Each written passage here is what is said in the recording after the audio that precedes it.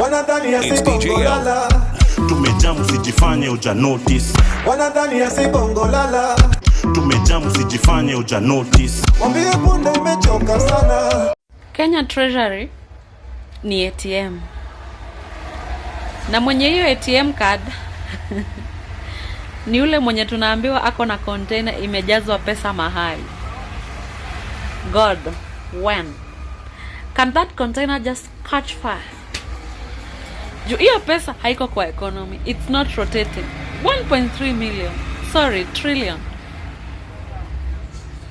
Na iko mtu huko anatembea akisema I give to God.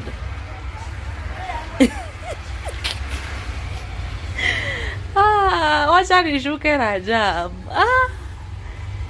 Wacha nishuke Rajab. Machaji na manyonyo. Nimekuwa nikisoma hii confidential report by the Control of Budget Office na Financial and National Planning Committee ya the National Assembly. Na nimekuwa like, hey, mtu wangu. So apparently, national government na county government wame withdraw 1.3 trillion manually, mtu wangu. Waka bypass ile automated financial system. Na hii kitu ilikuwa designed kuensure transparency. Unaona? Na hii kila kitu imefanyika for the last 7 months, mtu wangu. Miezi 7 wamecheza na 1.3 trillion. Unajua, nimekuwa nikifanya my own projections hapa. Unaona? Nimeziandika hapa chini. Nikiangalia 1.3 trillion inaweza fanyia nini wa Kenya, mtu wangu? Bila corruption. Yani yani hey, cheki. Tukiamua Kenya hatutaki shida ya maji tena. Hatutaki shida ya maji kabisa. Unaona? Kuchimba borehole, kuweka solar powered pumps. Unaona, inaweza cost kitu kama 1.5 million bila corruption. Hiyo inamaanisha tukichimba borehole 850,000 across the country, tutakuwa tumesolve mambo shida ya maji kote. Kenya itawaja kuwa na shida ya maji. Unaona, scarcity ya maji itakuwa imeisha jo. Tukiamua hii nini universal healthcare system yenye ujamaa anapiga na kelele. Without corruption, level 5 hospital, mtu wangu, ina cost kitu kama 2 billion. Level 5. Hii pesa 1.3 trillion tunaweza tengeneza 650 modern level 5 hospital. 650. Hii ni enough for every county na sub county. Bana jo. Aya, wacha sasa tuamwe tutumie tu kwa stima peke yake sasa. Unacheki? Projection nasema kuconnect nyumba moja kwa the grid system inaweza cost kama 45,000 Kenyan shillings. Hii 1.3 trillion, mtu wangu, tunaweza connect 28 million homes. Na hii itafanya Kenya kukuwa the first country in Africa na universal electricity access. Okay, wacha sasa tuamue tukuwe na nini? Na hizi ma SGR sasa, yani mbaya. Unajua ile standard gauge from Mombasa, Nairobi to Mombasa ilitumia 327 billion. Na hii ilikuwa na corruption. Uhuru Kenyatta hatajasahau. Hiyo 1.3 trillion tunaweza tengeneza bullet train, si ya kawaida, bullet kama zile za Japan. Shua. Tatu, mtu wangu. Nairobi to Mombasa, Nairobi to Kisumu, Nairobi to Nakuru, Nairobi siju to Malaba. Unasema nini wewe? Okay, wacha sasa tuangalie history ya affordable housing sasa. Tumamwaniaje? Wacha hii tucheze nao na housing. 2 bedroom bila corruption ni nini? Inaweza cost kitu kama 2 million manze kutengeneza. Nairobi wapi. Unaona? Hii 1.3 trillion inaweza tengeneza 650,000 homes Rosafi. Unasema nini? Wacha tuamue sasa ni quality education sasa for every child. Kenya tunaweza kuwa na free primary up to university, mtu wangu. To university na ita cost 300 billion per year. Niko naangalia na ile time ya Kibaki.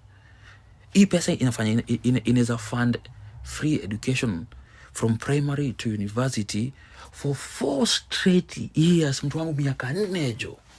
Wacha sasa tuangalie story ya chakula, food security. Tuseme ni chakula tunataka jo. Unaona? Tuamue kutengeneza modern irrigation system, large scale farming projects.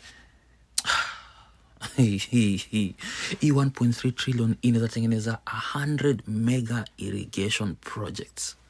Na itafanya Kenya kuwe sufficient in food production. Okay, wacha tuangalie sasa story ya road na infrastructure basi sasa tuseme ni aje. Wacha tutengeneze barabara na hii do. Cheki, 1 kilometer nikiangalia na zile makosti za serikali ina costing 80 million Kenyan shillings 1 kilometer. Hii do inaweza tengeneza 16,250 kilometers. Hii buda tutakuwa tumetamaka Kenya vibaya sana jo. Okay, tuangalie sasa story ya youth unemployment. Unaona? Kenya kiamua kucreate ile youth enterprise fund vizuri yenye hakuna corruption jo. Cheki. Itumie 200 billion peke yake. 100 billion. Tunaweza patia serious youth entrepreneurs 1 million non-refundable grants to start business. Non-refundable mtu wangu. Hii ita empower over 100,000 youth. Ama biashara zitafunguliwa mingi jo. So, wacha tuangalie impact ya hii pesa from now to 2030. Unaona? Hii ni za solvaji shida hii 1.3 trillion. Kama saizi access to clean water naonanga ni kitu kama 50%. Without corruption between now 2030 tutakuwa na 100% access to clean water. Tukiangalia mambo ya electricity coverage saizi ni kama sijui 70%, hata si 70 manzi. Hii do bila corruption by 2030 tutakuwa na 100% electricity coverage. Tukiangalia unemployment saizi ni 40% manzi. Watu ndio kitumika fiti by 2030 unemployment rate itakuwa less than 5%. Unacheki? Naweza endelea na hii ngori mtu wangu. Naweza endelea na hii ngori. Mimi mwenyewe nimechoka jo. Ustake.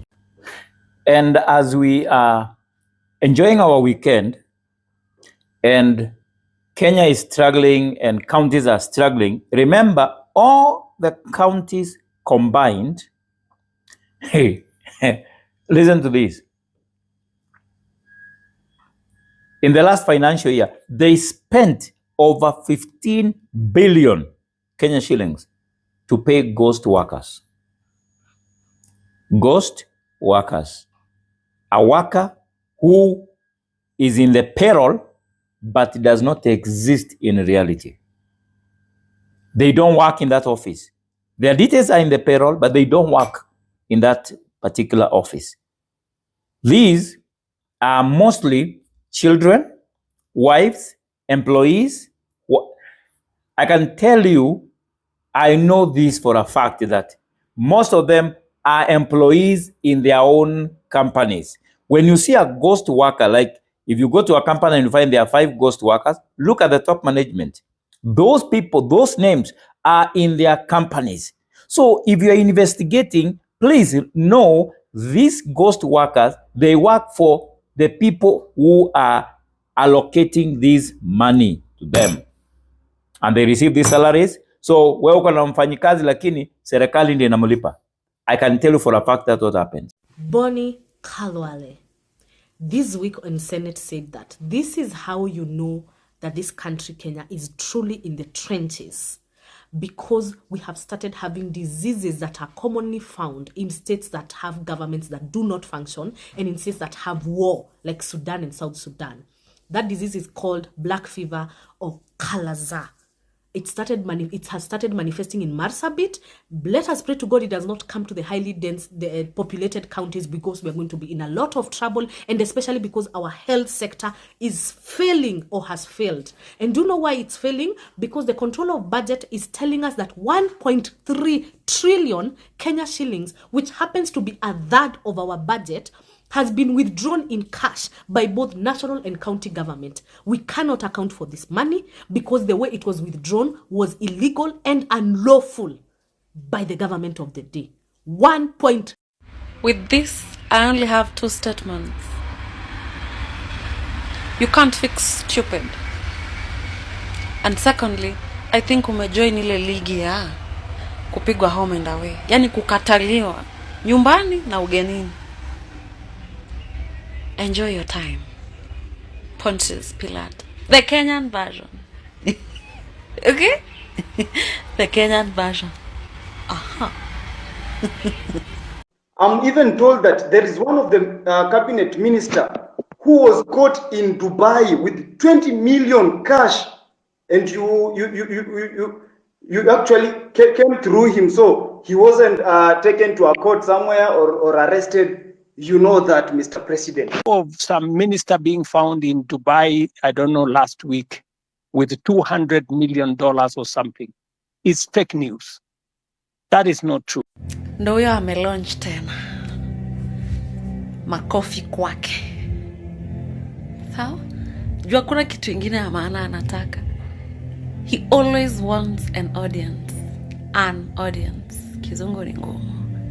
Kuna mahali huko sijui alikuwa ameenda wapi. Watu wanafanya tu kazi zao hata hawana haraka na Do you know how bad that is? Utafunzwa na ulimwengu. Na ulimwengu ni Kenyans at large. Leo enda omba. Ambia Mungu nibadilishe kama ninafanyia Wakenya vibaya. Of which you can't. Biblia ulishaweka chini.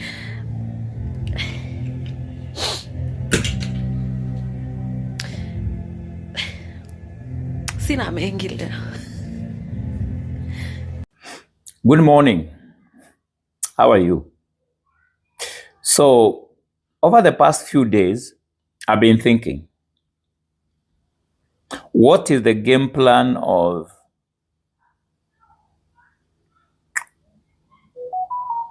the president? Because ideally, I think he's currently campaigning. When he's doing this, Kenya at the moment, we do not have health services to most of Kenyans. The economy is not very well. I've been doing some rounds in car yards, and I've noticed that cars have dropped quite significantly. And these fuel guzzlers are not costing as much as they used to about a year ago. But one thing that is clear is businesses are struggling. Some people have closed businesses. Many people have lost jobs. Yani ile situation tuko saizi ni hopeless as Kenyans. What do we do? So this morning I've been thinking, if God does not come through for people in this country, what will they do? If God does not come through for you, I think things are going to be very difficult. So this morning, I request that we lift our eyes to God, if you believe in God, and ask Him to intervene in our situation as people of this nation, both at individual level and at corporate level, all Kenyans. As a Christian, the Bible commands me to pray for the government. I do that. But sometimes I look like I'm a hypocrite because I see so many things that the government is doing wrong. And I want to pray that everything goes well for them. And I really pray that God blesses this country and enables the government to do what it's supposed to do.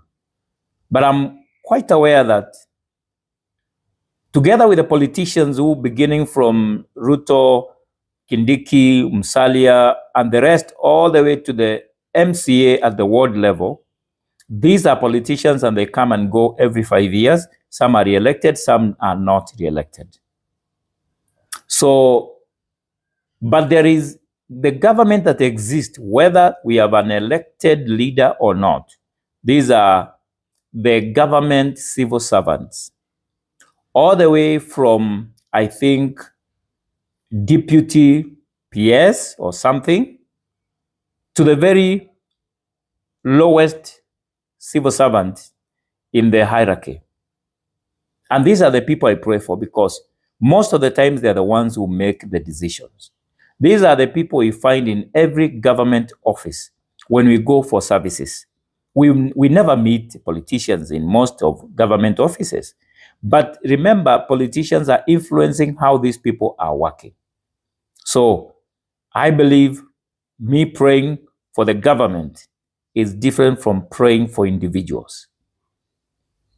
And to be honest with you, I pray for the president. I pray for him. And I pray for all the elected politicians. As a Christian, I have a duty to pray for them to gain the wisdom of God so that they can make the right choices. But hawa watu ni wagumu, hakuna kitu wanasikia. Hawasikii malalamiko ya Wakenya, hawatilii maanani malalamiko ya Wakenya. They don't care about what our opinion or what we have to say. However, we will continue talking. And we will continue highlighting the things that this government is doing. And we will continue holding them accountable so that they can be accountable to the people of Kenya. Mumewahi sikia hii?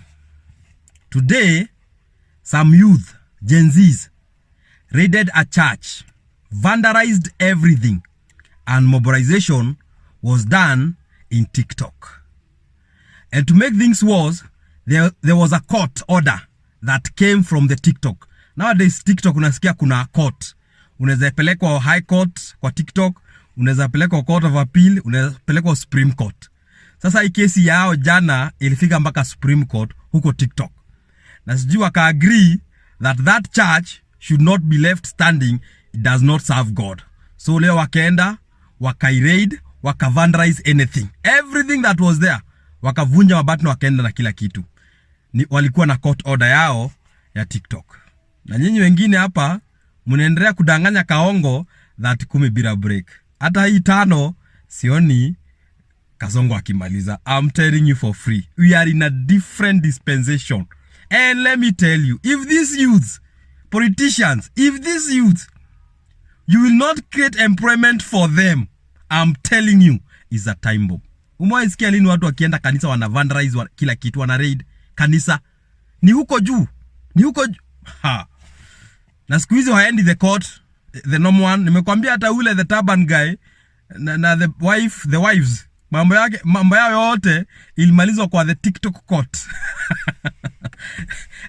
I peeped, nikasikia mtu anaitwa cancel, senior cancel. Yes, your honor. A revolution is on the way. If you politicians don't make things right for this country, hizi pesa munaiba, hamtakulia hii Kenya. I can tell you for sure. We need to have a conversation as functionable adults who are voters. Are you people calm with extrajudicial killings? Are you people calm with police brutality? Are you people calm with politicians? The thought of Kimanongo embarrassing and putting shame in Kenya because they can't keep straight with the stories they have? Are you happy that the Kenyan health system is not working even after being puffed up by the use of 104 billion? Are you happy that the funding model that was put in place isn't working, that we have to refer back to help? Are you happy with a regime that is operating on arguments and blame game? Are you happy in this economy that there is no cash flow? Are you happy with a regime that is hosting terrorism groups in Kenya? Are you happy when we start receiving threats from a very not country like Sudan because we hosted a group that wanted to form a parallel government against them? Are you happy with the president launching projects that can't continue? Are you happy with the president insulting us? Are you happy with politicians insulting our mothers? Are you happy with a regime that is operating on lies? You all need to step back, because if you cannot and start operating on the moment of Kikuyus, Luos, Kalenjins, we are going to recycle the dirtiest crap politically back to the same seats. Why the fuck am I so mad so early? Tuanze kufikiria na akili. Sio heshima iko kwa nyuma. I said what I said. Mse fulani ameambia tu Ruto ukweli. Hebu sikia hii. Daktari William Ruto, Commander-in-Chief of the Defense Forces, stop lying to yourself. Stop turning a blind eye. Stop assuming that we are being sponsored. Stop assuming that kuna watu wanatufund. Stop assuming that we are being bankroll. Hakuna mtu anatubankroll. Tumekaa chini, tumeona hakuna mahali mnatupeleka na hii serikali yako, and that's why we are on the street. Hii mambo ya kushindanga kutupigisha PR hadithi hapa na pale kila siku, Mr. President, tumechoka. We are tired, Mr. President. Gen Z na millennials tumeshikana. Na ukicheza utakuwa the first time president in our history. Utaenda nyumbani. Utazidi kuongea. Kwa niaba ya Kenya. Nianze wase, mkufiti, manze unajua history ni ngori. Youths hapa mtaani hatuna ma ID. ID ni kitu ya maana, tunafaa tukue nayo. We as a Gen Z, we've talked, we've marched, we've fought for change. But what is all this if we don't show up where it matters? We the Gen Z are the pulse of this country. The future is in our hands. Lakini bila ID, that power is not. Hii ID is more than just a card. It's the key to opportunities. Ni ufunguo to freedom, the change we have been waiting for. Why is an ID important? It is because you cannot vote without an ID card. So if you don't have an ID card, one, you do not exist in this country. As you can see, they are mocking us. What are they saying? That sisi tuko tu pale online, lakini kura ni kwa ground. Now, what can we do? Let's register for our IDs. And for you to register for your ID, you can visit your chief's office because they have all that power with them. Again, we have over 900 registration centers across the country. We have 55 Huduma centers. And then we have 360 sub-county offices. We account for about 70% of the population. That means if we vote, we get to choose who will be our leader. 2027 will be our moment as the Gen Zs. Ngoja kwanza. We work hard, we push our boundaries, but when it comes to choosing the leaders to determine our future, we are not involved anywhere. Our voices, no numbers zetu hazimati maze. So what are we supposed to do? Go get your ID, register as a voter, and then come out and vote in 2027. It's that simple. My fellow young people, the Gen Z, it is high time we understand the politics of our country. We must understand what role politics play in our lives. And until we get politically mature, we will always be maneuvered, swayed, or deceived into supporting people politically, those who don't have Kenyan interest at heart. 2027, without your ID, you will not be able to vote. What are you doing without your ID? I will urge all of us to hold each other accountable. Uliza mzae, uliza madhe, uliza beshte yako kama kona ID. The cost of living is going high. They are killing us and abducting us every day. What are we supposed to do? We're supposed to send them home. How are we going to send them home? You make sure you have your ID for 2027 so that we make sure we pump new blood of good leadership and are good leaders and have a better country because our motherland is where we are. Identity yetu, Kenya ni yetu. Our future, our choice. Identity yetu, Kenya ni yetu. Identity yetu, Kenya ni yetu. We can do this, guys.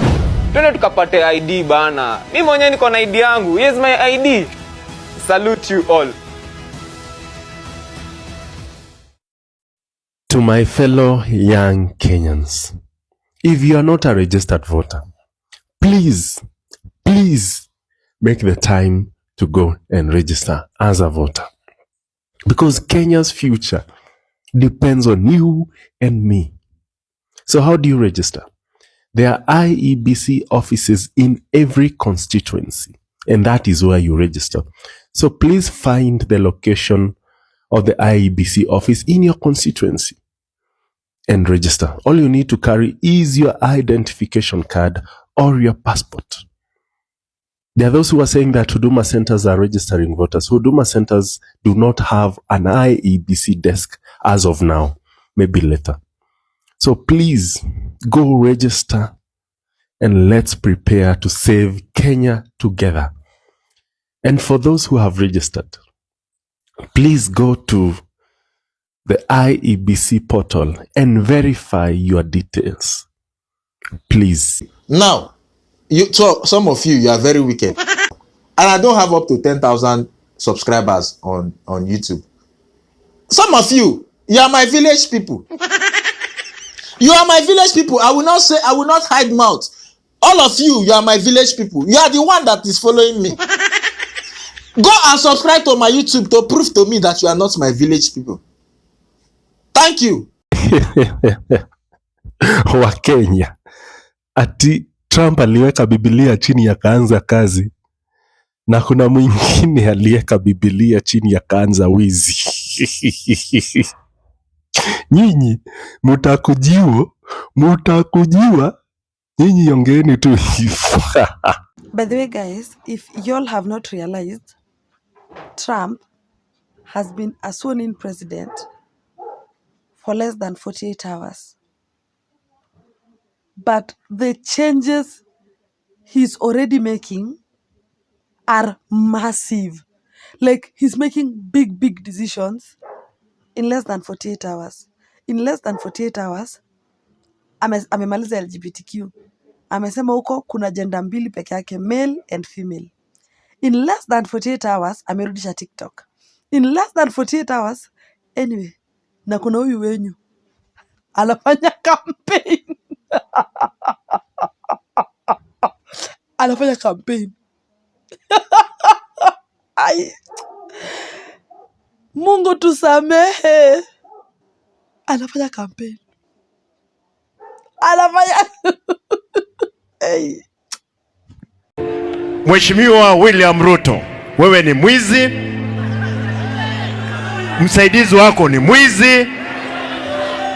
Na lazima tunaomba kwamba Mheshimiwa William Ruto, omba wa Kenya msamaha. Omba wa Kenya msamaha kwa sababu ya yale maovu ambayo uliyafanya na Wakenya wanaumia. We will not tire. We will not be scared. Tuko tayari. Polisi wajitayarisha mpaka jioni. Ni kukimbiana hapa na pale. Wanasa kwame. Wanasa ai. Wanasa wololo. Wanasa. Enda pole pole. Cool down.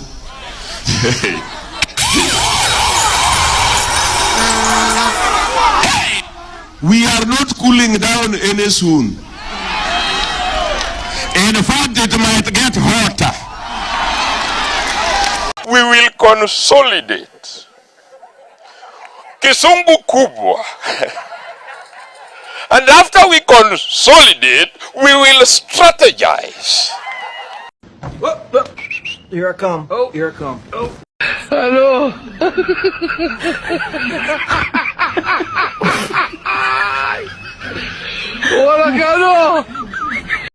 And don't buy into the political rhetoric of trying to divide you into tribes. Yes. Our problems are not tribal.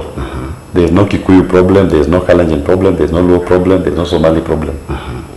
There is no Kamba problem. Yes. Chief share knows no tribe. The university funding model knows no tribe. Yeah. Joblessness knows no tribe. All these problems that we point out, they do not know any tribe. The revolution about to be televised. You picked the right time, but the wrong guy. I want to perform their favorite song, but you know they love to sue. What song? Yeah, that song. That song? Maybe I think about it. Oh, no. Know what? I slow it down. Say, ladies, do me this solid. Ooh. Kusambaza hiyo message. Thank you. Fagia? What? I'll take it to all the corners. You take it to the entire nation. Yes. Eh? Yes. It is a very solid car. Thank you, sir. Ndugu yangu, God bless you. Fagia wote. Kazi yangu. Asante. Ndugu yangu. Good luck, my brother. Thank you so much. Good luck. Good luck. All the best. Thank you, sir.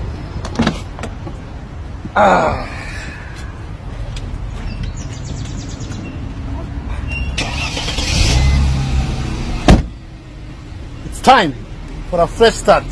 Tunafagia wote. Your Excellency. Aya, alafu matopare. Okay, matopare. Matopare. Topa. Matopa. matopare. Matopare topa. Tazidi kuongea kwa niaba ya Kenya. She asked me, baby, where you from? I told her, Kenya.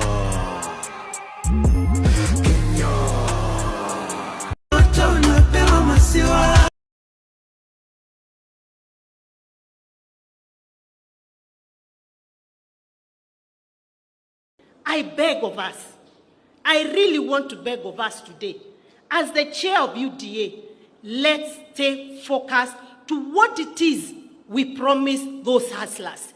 Because if we don't deliver, those hustlers will send us out of power, and they'll send us with vengeance. So let us talk about roads, electricity, education, health, types. Let's tone down on the politics. It is not healthy. It is not healthy. It is the wrong time. Wananchi inaweza sikia kuchukua William Ruto. Wanaweza mchukua kwa sababu sisi wananchi, we don't need him. Ametuchosha. Ama nyinyi mjachoka? Mjachoka na Ruto? Ule mtu anataka kuchukua William Ruto, you can take him for free, take Wetangula for free, take Mudavadi for free. Tunawapea hizo takataka zote waende waongoze if they are good to you. Majenzi mko? Kazi mnafanya kwa mtandao ni mzuri sana. Na tunapongeza nyinyi. Na muendelee. Mtaendelea. Lakini mtandao peke yake haitoshi. Tunataka mjiandikishe kama wapiga kura. Wale watu ambaye watakomboa Kenya hii, wenye kuamua Kenya itaongozwa namna gani, ni hao majenzi wetu mwaka wa 2027. Lakini hamwezi amua Kenya itakaa namna gani kwa simu peke yake. Lazima mchukue vitambulisho, lazima mjiandikishe kama wapiga kura. Siku hiyo ikifika muamuke saa 9, muungane na sisi na wengine, tuende pale kwa debe, tutafute uongozi wa maana ambaye utaheshimu wa Kenya, utaheshimu demokrasia na utakubali kufanyia kila mtu maendeleo. Tumekubaliana majenzi? Hata nasahau tarehe ni gani. Mimi siko na tarehe kwa kalenda. Na mimi hata sina haja nayo. Mimi chenye niko nayo nayo ni serikali ya 2027. Huyu mkata ushuru tumtoe. Na tuungane si wote. Mimi vile naona nisha reject hiyo finance bill 2025. Ningoje tu date ya maandamano. Juu mambo yendi bana. Mimi hata wafanye nini? Mimi nisha reject. Mfanye nini? Nisha reject. Mfanye nisha reject. Nime reject. Mtoe date ya maandamano sasa. And we are not alone. There's a new force of nature at hand, stirring all over the world. They are the young people whom, frankly, we have failed, who are angry, who are organized, who are capable of making a difference. They are a moral army. And the most important thing that we can do for them is to get the hell out of their way. Kwanza mimi ikifika 2027 naiba mpaka kura ya madhangu na budangu. Sitaki warudi tu huko tena. Sima youth church anuka. Madha zetu bado Ruto unaenda home na 13 parliament tunaivunja. Wende home wote tuanze fresh. Mr. Speaker, sir, I'm here to address you. You must go. Ruto must go. Kwa hapa na hatuendi. Kwa hapa tunalala huku na hatuendi. We don't fear you guys. You hypocrites. We don't fear you. Mr. Speaker, we don't fear you. Tuko ndani. We stomped inside. Sisi ni nani? I'm inside. Niko ndani. Na tunamalizana na nyinyi. Tunamalizana na nyinyi. Mmetutesa sana. Today is today. You must hear our cry. Sisi ni sisi. Utatusikiza. Hii ni bunge yetu. Sisi tumewafanya mko hapa. This is our parliament. You must hear us. Kama hamna masikio, tutawafanya msikie. Poa mazee. Sasa nini? President tunataka kuambia uko na miaka 2 katika ofisi. na wananchi hawa they will punish you, na hata ukiwa na pesa watakutoa nje. Wacheni tu mimi niseme na mapema. Ndio kama kuna list na andiko mniweke kwa list. I can't wait to reject Finance Bill 2025. I can't wait because I know it will be something absurd. It will be something mental. I can't wait. Mniweke kwa list jameni. List ya reject. Idiots who don't want to participate in the affairs of their nation, they think things will just work in and of themselves. Then they are tribalists. And these tribalists, they think that they are only safe with people who are from their tribe. And tribe can mean people from the same culture, same language, or same culture. Then they are citizens. These are individuals who are responsible and know that when you want to be served, you must give those who have the desire and the intellectual capacity to serve you. In many societies, it is only a small percentage of people that can be called citizens, not more than 5%. And if a society wants to grow in the right direction, civic education is what will help the idiot and the tribalist to become a citizen.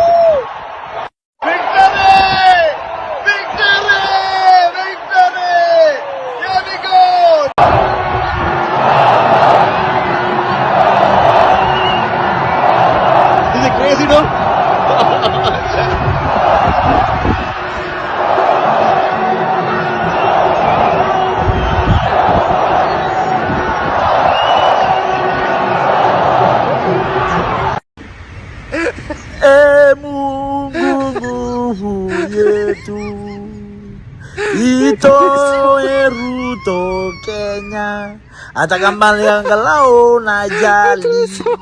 Sisi Kenya tumechoka na Ruto, maisha imetuharibikia, analipisha mpaka sodo ya wamama. Pure kabisa Ruto. We don't like you, go home. Sasa tafuta kiongozi ambaye anapenda mwananchi na anapenda kijana kama sisi. They want to be described as honorable even when they are horrible.